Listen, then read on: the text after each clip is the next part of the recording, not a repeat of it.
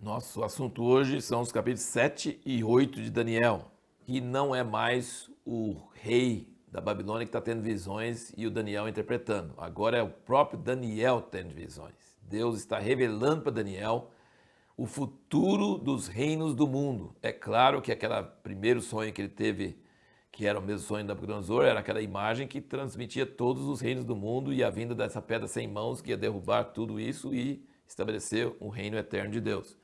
Mas agora, Deus vai revelando, você vai ver em vários capítulos agora, Deus revelando para Daniel o futuro imediato e o futuro que ia ser distante também. Você percebe que essa visão do capítulo 7, ele fala no primeiro versículo, que era no primeiro ano de Belsazar, rei de Babilônia, teve Daniel na sua cama um sonho e visões da sua cabeça. Então escreveu o sonho e relatou a suma das coisas. Veja bem, quem que Deus escolhe para dar esse tipo de visão, de sonho? É alguém que é igual Daniel, que está lá no topo. Ele governou um império enorme.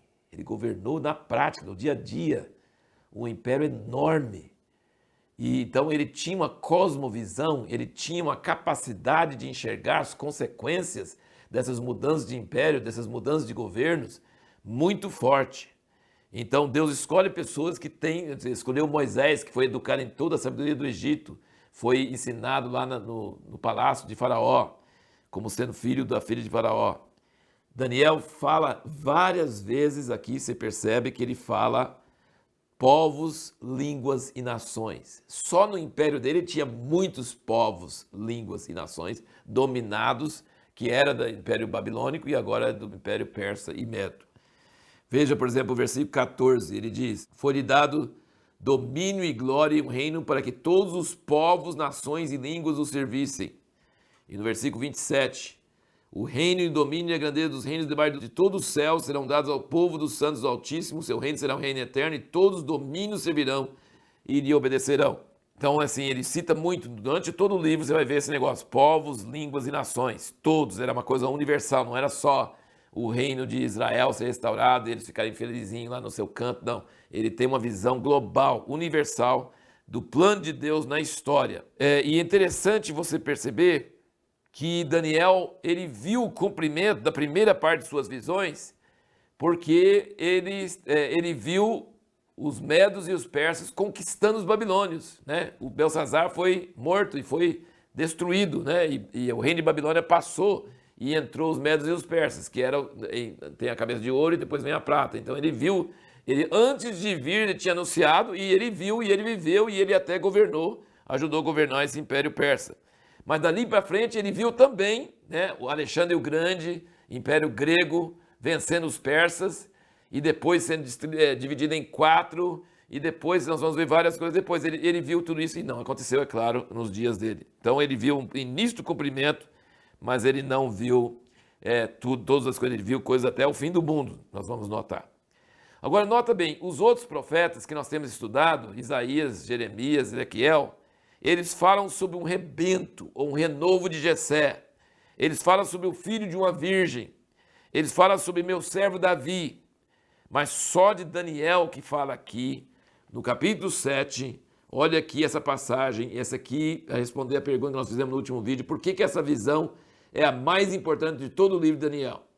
Versículo 9, ele diz: eu continuei olhando até que foram postos uns tronos e um ancião de dias se assentou e o seu vestido é branco como a neve e o cabelo de sua cabeça como lã puríssima.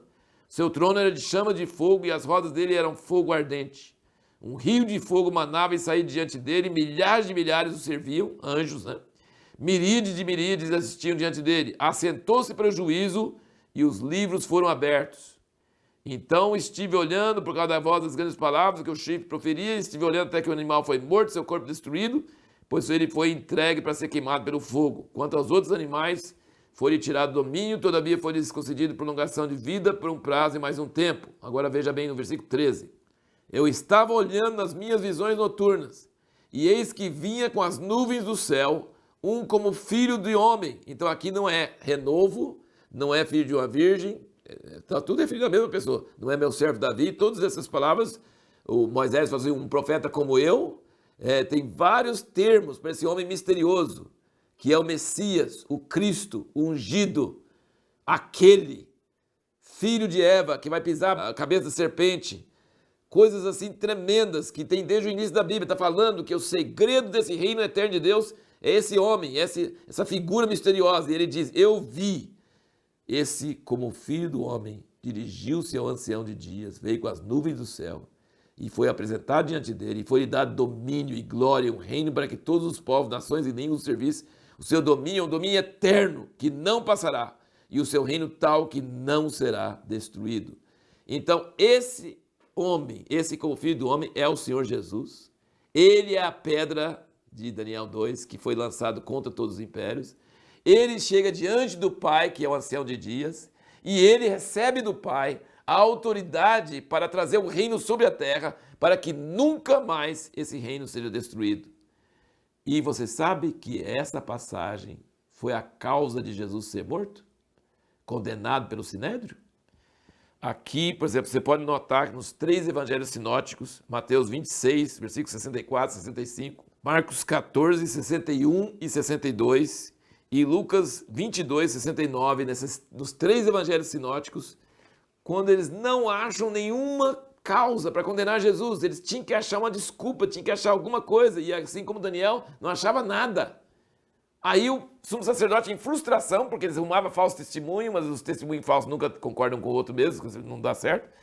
E aí ele pergunta para ele, e o que você fala de você mesmo? E aí o que Jesus faz? Cita esse versículo, vocês vão ver o Filho do Homem vindo com as nuvens do céu, sentado à direita da majestade, vindo com poder e grande glória. Ele cita esse versículo de Daniel 7. E eles falam assim, eles rasgaram a roupa na hora e falam assim, blasfemou, já está condenado. Então Jesus escolheu esse versículo para ele ser condenado, para ele ser morto por nossos pecados, para ele poder ser realmente o Rei dos Reis e o Senhor dos Senhores. Então essa visão de Daniel, no Velho Testamento, tem um ancião de dias e tem um semelhante ao Filho do Homem. É o Pai e o Filho, é o início da revelação da Trindade. Isso é uma coisa inédita, maravilhosa, e ele vem com as nuvens do céu. Depois você pode ver em uma visão de João em Apocalipse, João chorando porque não tem ninguém para pegar o livro da mão do Pai que está no trono, e aí chega o Cordeiro que foi morto. Então João vê a mesma visão de Daniel. É uma coisa tremenda. Ele tem o direito de governar a terra. Ele tem o direito. Ele ganhou com o seu sangue o direito de ser essa pedra que vai destruir todos os impérios, que vai reinar sobre a terra para sempre. Então, essa é uma profecia clara sobre Jesus, uma revelação da Trindade no Velho Testamento, no livro de Daniel. Por isso que eu falo que o livro de Daniel é uma dobradiça, que liga o Velho Testamento com o Novo. Impressionante. Alguns outros detalhes aqui, você vê que as visões que Daniel tinha eram tão fortes. Olha como é que afetava ele fisicamente. Capítulo 7, versículo 15. Quanto a mim, Daniel, meu espírito foi abatido dentro do corpo e as visões da minha cabeça me perturbavam. Versículo 28, ele diz, aqui é o fim do assunto, quanto a mim, Daniel, os meus pensamentos muito me perturbaram e o meu semblante se mudou, mas guardei essas coisas no coração. Capítulo 8, versículo 17, ele diz, veio, pois, perto de onde eu estava, e vindo ele, fiquei amedrontado e caí com o rosto em terra. Mas ele me disse, entende, filho do homem, pois essa visão se refere ao tempo do fim. Ora, enquanto ele falava comigo, caí num profundo sono, com o rosto em terra, ele, porém, me tocou e me pôs em pé. E o versículo 27 do 8, e eu, Daniel, desmaiei, estive enfermo alguns dias. Então me levantei e tratei dos negócios do rei, espantei-me acerca da visão, pois não havia quem entendesse. Veja bem, a revelação era tão forte que Daniel ficava doente fisicamente. E assim, ele teve uma visão, para uma cabeça humana segurar essa revelação, é um negócio incrível, não dá nem para imaginar. Só que ainda bem que ele escreveu e registrou tudo isso, e nós temos esse registro até hoje, graças a Deus. Pergunta que nós vamos responder no próximo vídeo é: o que podemos aprender sobre oração com o exemplo de Daniel?